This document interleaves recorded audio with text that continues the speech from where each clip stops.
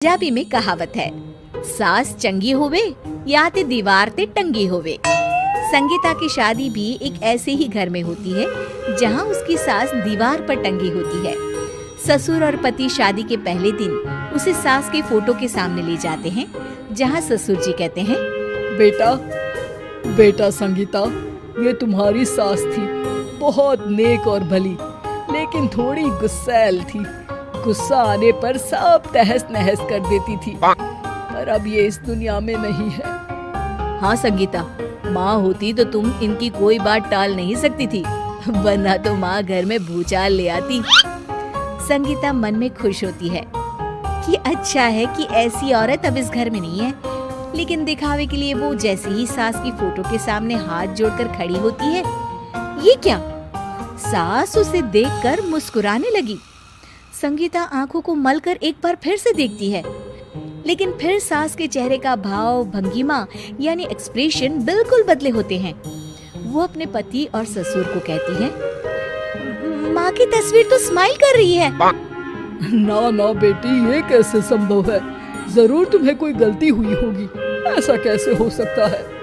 लगता है तुम शादी की सारी फॉर्मेलिटी करते करते थक गई हो, तुम्हें आराम की जरूरत है संगीता।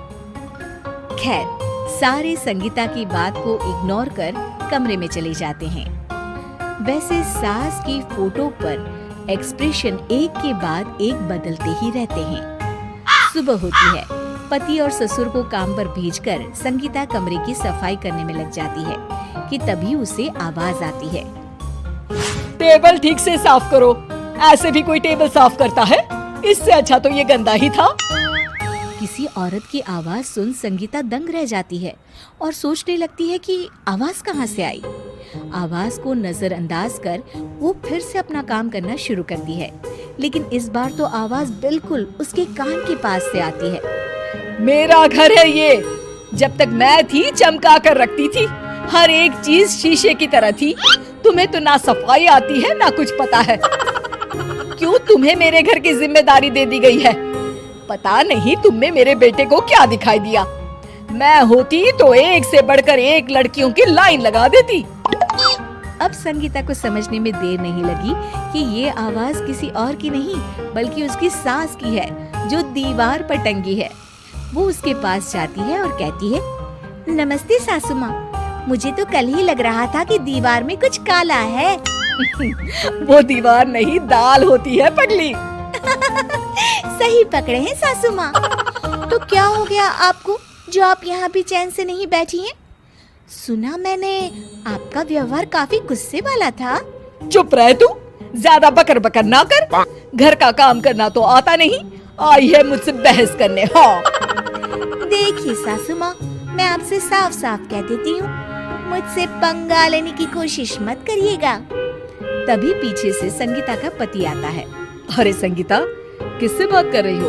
कौन है वहाँ? संगीता की सास की फोटो फिर से पहले जैसी हो जाती है।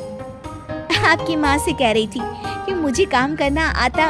अरे संगीता, माना सास के ताने हर बहू को अच्छे लगते हैं, लेकिन यहाँ तो माँ है ही नहीं, तुम तो फोटो से ही। तुम भी लाजवाब हो संगीता।